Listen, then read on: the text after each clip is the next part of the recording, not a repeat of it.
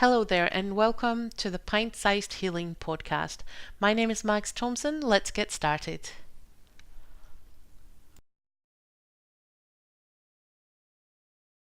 This is again with mindfulness. We all have mindfulness. Yeah. We think about the first time in a new job, first time in a new house, first time with a new partner. We're really mindful. We're looking at everything there. We're making lots of judgments. We're watching what we're saying. We're watching what they're saying, hopefully. And Fingers crossed. yeah. But 3 months later, it's a very different picture, isn't it? It looks very, very different.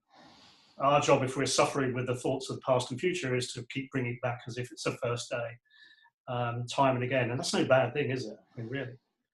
Well, and I think as well, just because, and I've seen this happen so many times, people who have experienced bullying or abuse from someone, and then when they meet a new person and that person expresses themselves poorly, then immediately, they have a personality disorder.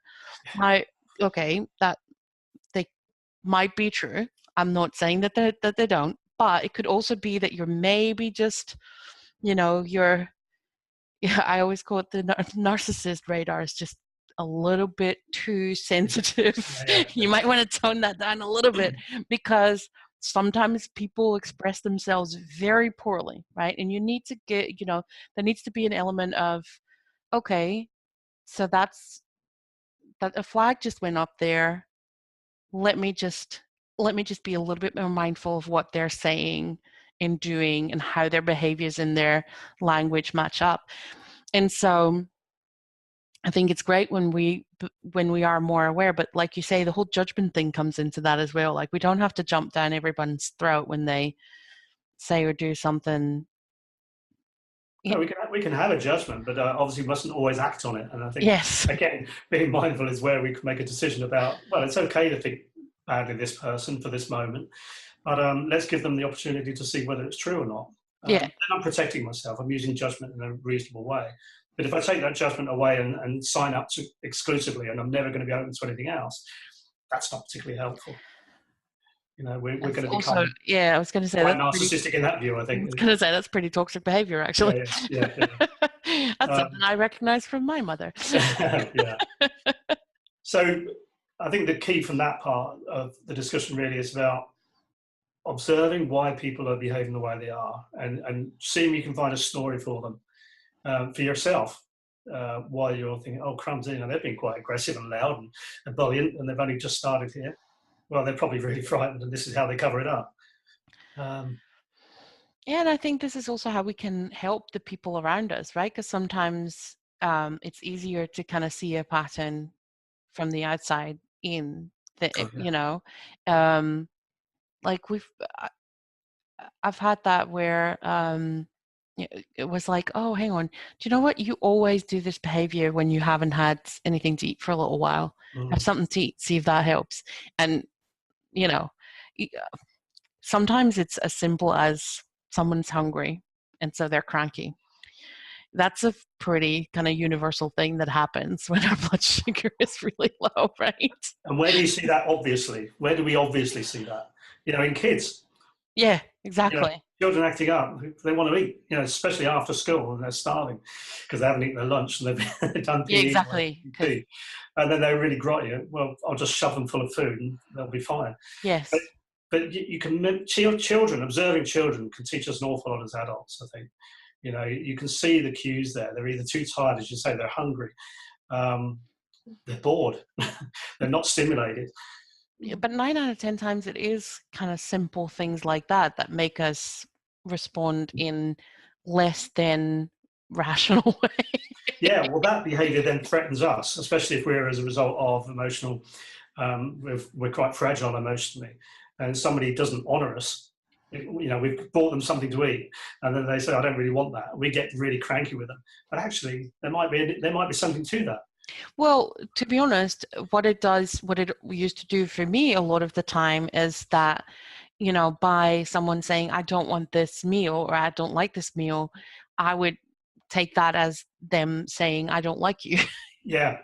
Right. And I don't want you in my life, which is, a fairly big leap, but that is definitely what the inner, the the inner voice is saying at that point in time. And becoming aware of that conversation, again, that's a part of the awareness, right? Becoming aware of, hey, what is actually going on, and what is actually happening, and what is happening inside my head, and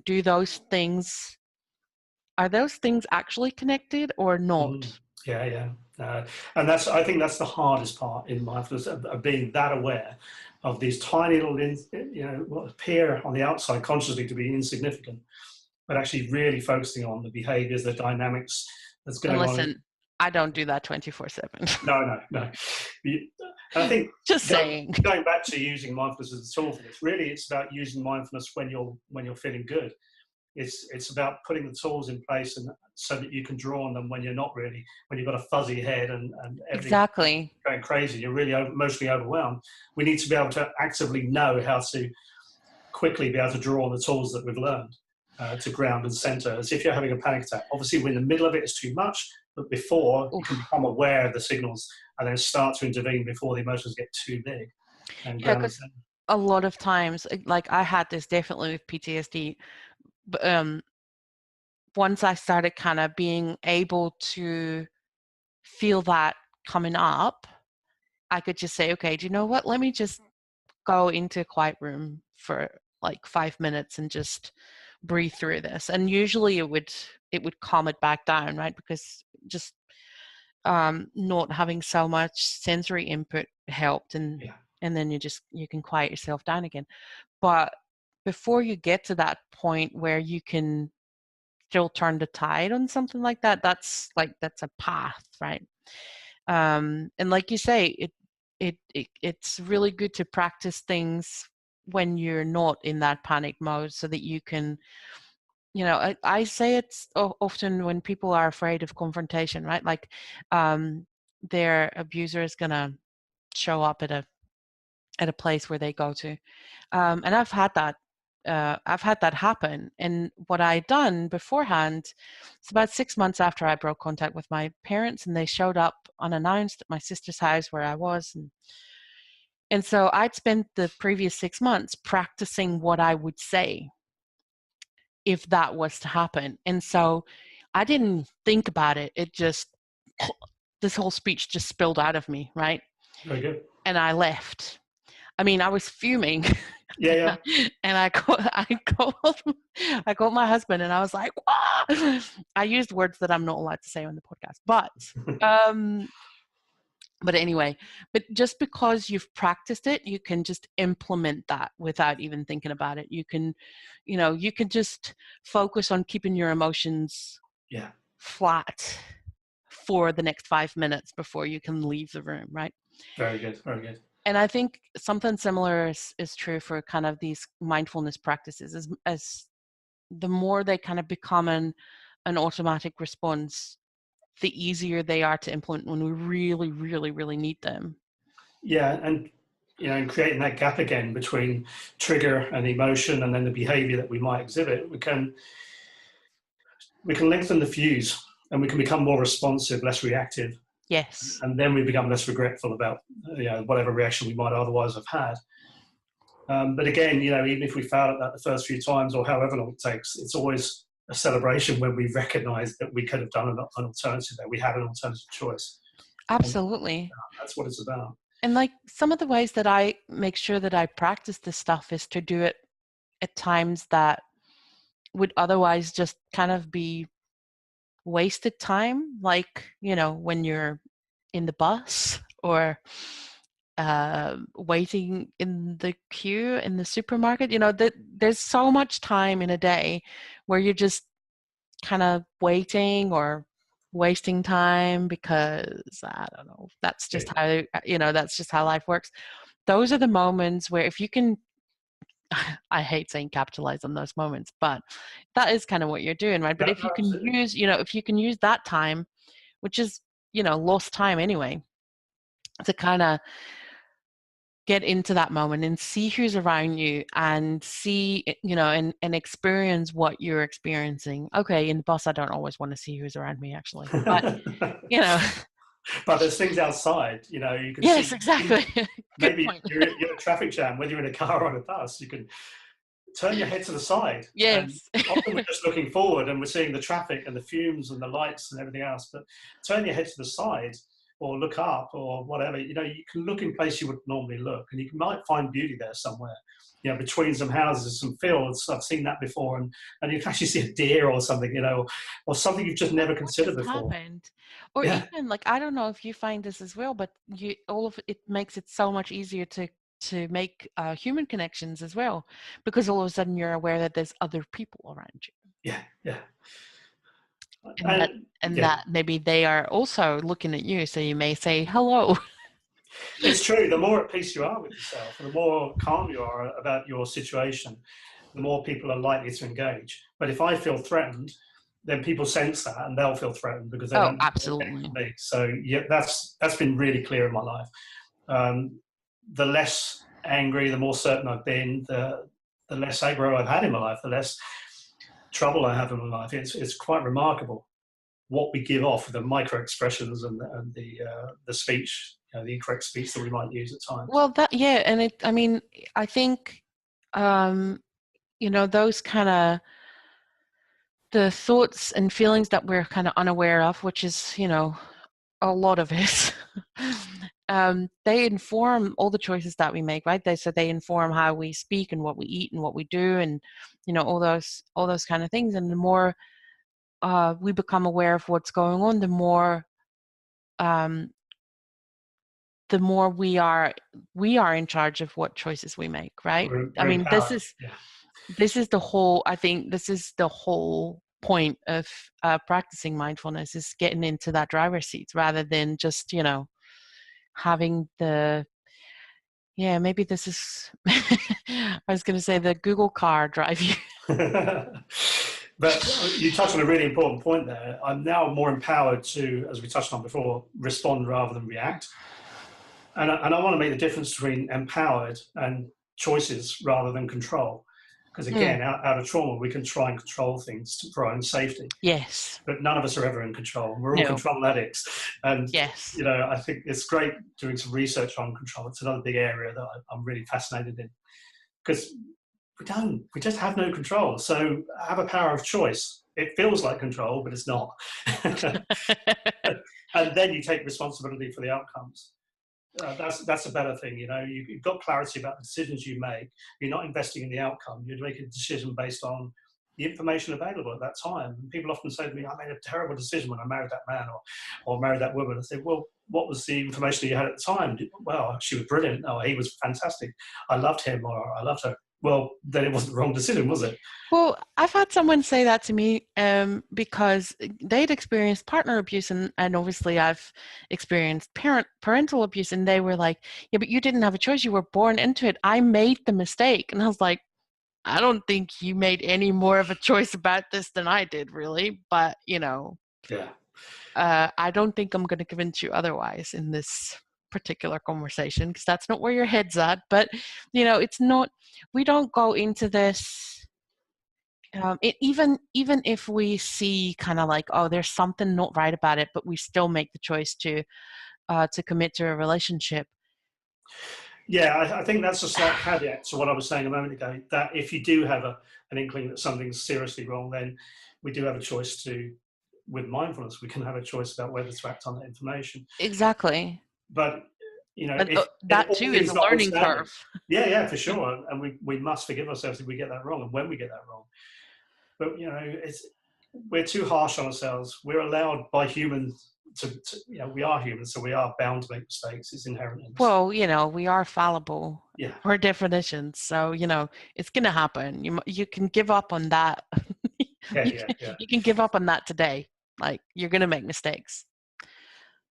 Done. I'm thinking about, we've talked about the behavior as a result of emotions, I think, but emotions and emotional regulation is another major goal, I think, of being more mindful. And it's certainly part of the course again, if you recall. I think if we are watching what we're eating, how much we're resting, how much we're playing, how much we're giving rather than receiving, you know, with equanimity, then we can have an idea about why we feel the way we do. And I've been particularly busy the last 3 or 4 weeks in the therapy office. Either I'm particularly brilliant, or there's more people out there with mental health illness coming to me for, because of sheer numbers. I think it's a combination of both. Yeah, I'm not going to go for the thing that I joke about, not in real terms. I think I have been giving more than I've been receiving in the last few weeks, whereas I've deliberately designed my practice around balance. And the last few weeks, I've not been able to say no because the demands have been so high. And as a result of that, I've been aware of the changes in my behaviors at home and the emotions that are arising that are creating these behaviors. The busier we are, the more our relationships suffer. And the more, definitely. The more our playfulness goes into, later, that can wait till later. The sleep maybe gets shortened. The way we eat becomes less mindful again, because we can eat really mindfully. We might drop a gym session here and there. I've definitely done that. And now we just go down the rabbit hole. Now we start to become more emotionally hardwired again to triggers. And then as a result of that, we may start drinking, eating, drugs, whatever it is we do to take us to the garden of none. And then we'd say, well, that was down to my past. No, we took our eye off the ball. There was a precursor there, but we're now responsible for our behaviors today if we can be aware and awake enough. That's not saying that, the abuser, the offenders or whatever don't have a responsibility. Of course they did.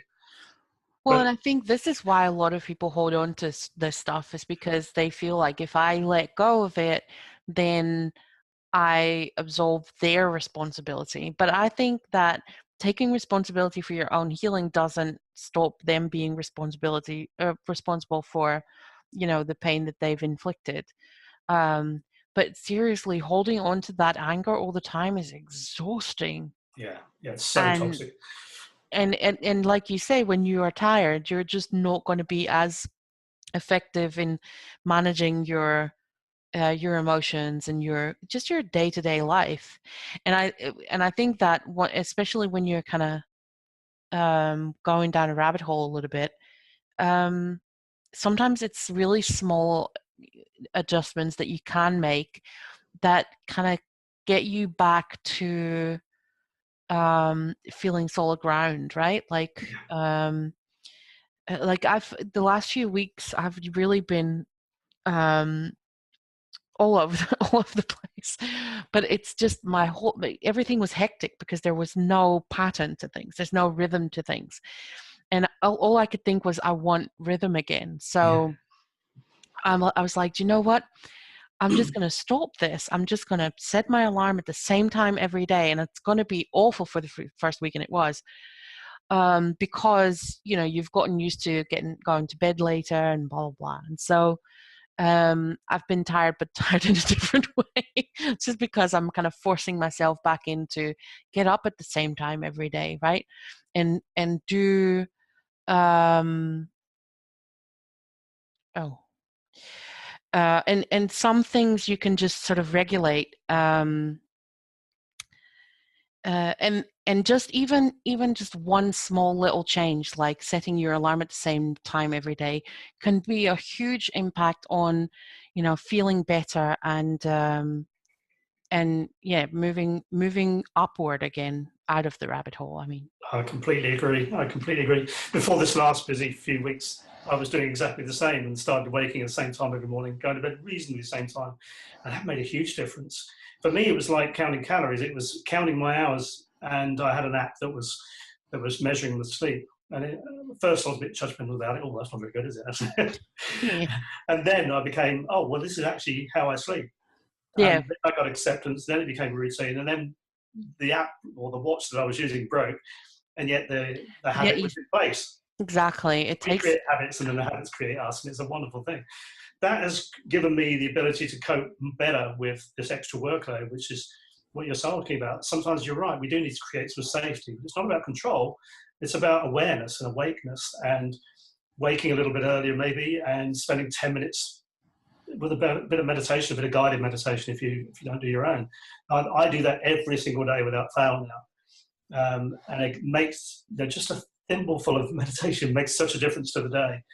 And it doesn't have to be humming and singing and so on. Below it, if you like that, it can. Listen, it can be breath awareness on, like I said, on the bus or while you're waiting for your transport, or, you know, like, okay, don't close your eyes when you're driving your car, but Probably not. But unless you you're can be driving the mindful. Google car.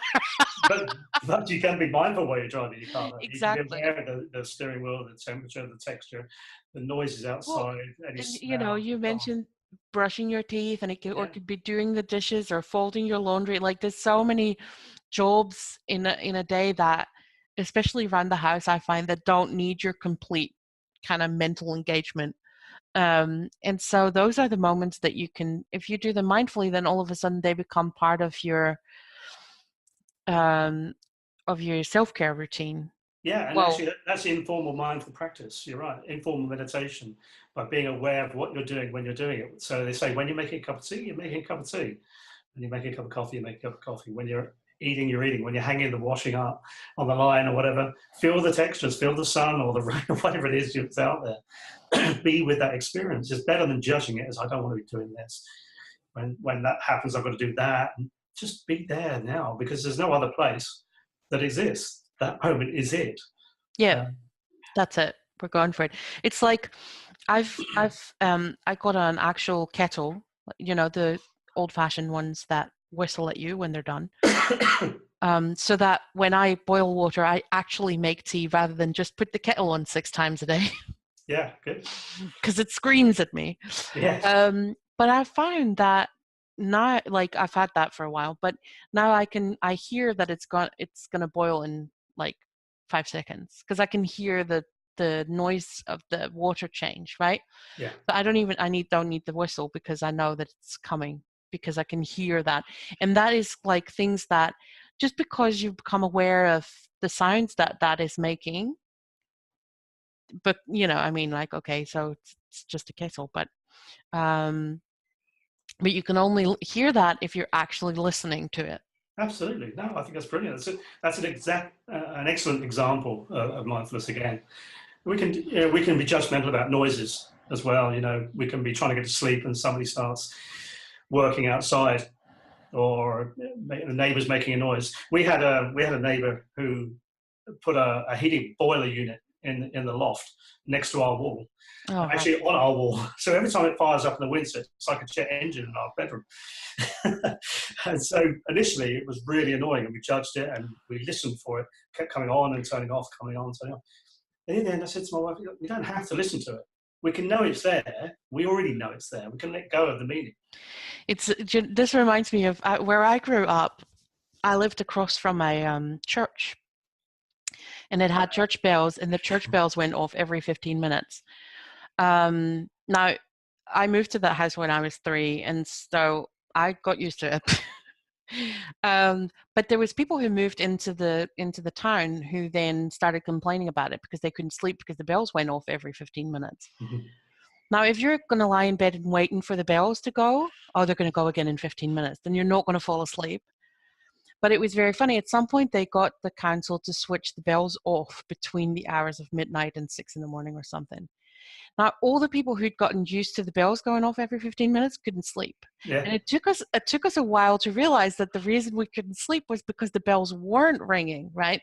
It's like, but yeah, so it was turned off because one person was annoyed by the bells ringing every 15 minutes, rather than let it go. That is what it is, right? It's the same if you live by a railway track. If you're going to move into, a railway line, you can expect trains to come along. To be honest, the only sign that's ever really upset me where I was living was because I lived kind of in a Bermuda Triangle of 3 homeless shelters. Right. And so a lot of times people who were too late for the homeless shelter would be out in our street, but they would scream. Sometimes they would scream because they were like, obviously these people had mental health issues, and they would scream, right? But you are wired to wake up when someone is, when there's blood-curdling screams outside, you wake up. There's nothing you're going to do about it. Yeah. You do not get used to that stuff. No, of course not. No, that's reasonable, isn't it? That's our body doing what it's supposed to do, isn't it? Exactly. Yeah. That is the only time that I was like, okay, we're going to need to move because I cannot deal with this. Or we need to get new double glazing. That will help. But that was awful. But I think, yeah, like you say, a lot of what's happening around us, awareness is really interesting, but judgment is maybe even more interesting, because I think that is where we really get a choice as to how we respond to things. Yeah, indeed. Yeah, if we can look at things both sides of the coin. So, well, that's a bad thing that happens to me. Okay, but what's the other side? You know, I've dinged the car. I've crunched a wing on the car. Well, all right, yeah, I'd rather wish I hadn't done that. But now I've done it. The main thing is that no one was hurt. That might be the only solace we can find from it, but it's not bad. You know, the washing machine breaks. Oh, no, you know, I've got a load of washing to do. Well, on the plus point, I'm going to get a new one, and I know it's going to be good for a year.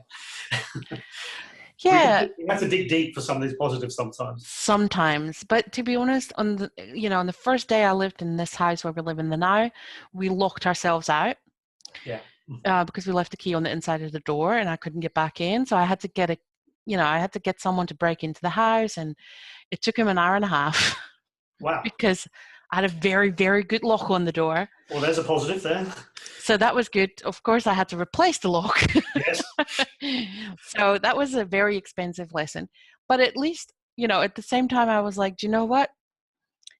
Okay, now I know that I have a super good lock on my door. And so that is a nice, safe feeling. And there was some other things as well, like that. I was like, do you know what? I had a friend call a locksmith because my phone wasn't working. And I had a friend that I could reach out to help me out with the situation. And, so there's always kind of, even if it is someone helped me with this horrible thing, that is a very positive thing, right? Yes, it is. And there's a connection there. So. Yeah, you get connected at that point. It reminds me of the other thing around, with so much bad news on the media these days. We get to choose whether we watch it all on loop. But if you're going to see a major event happening, a disaster of some sort, look for the helpers. I love that saying. It's so true. Look for the helpers. There's always rescuers. There's always helpers. There's always people who want to do good. You focus on them, because the other stuff we've got no power over. It needs absorbing, of course, and understanding, but don't let that be the lesson. Let be the lesson that the people there's humanity there. I think there's always a positive somewhere. We've just got to figure it out. Sometimes it's difficult to see it, but even that, if you, that is a skill you can learn as well. It becomes easier the more you do it. Indeed, it takes time, and again, you have to have distance between the event and when you can start to explore what it means for you, and doesn't need to continue meaning stuff for you. I think that goes into the trauma resolution stuff again as well. Definitely. Well, I mean, we've covered so much of this. We have. I hope that wasn't too fast for everybody. I'm sorry we learned an awful lot about what we know there. Well, anyone who wants to reach out to myself, and Bob, you're in our Facebook group as well. Yeah. I do believe. So, come join us on Facebook. And if there's any questions, then we will try our best to give you some answers. Fantastic. It's been really enjoyable catching up with you, mate, again. Yeah, same here. And we'll do that again then, right? Okay. Yeah, why not? As long as we find it enjoyable. Indeed. All right. Hey, I'll see everybody on the podcast next week for another episode. And Bob, I'll see you next time. All right. Take care. All right. See you later. Bye. Bye-bye.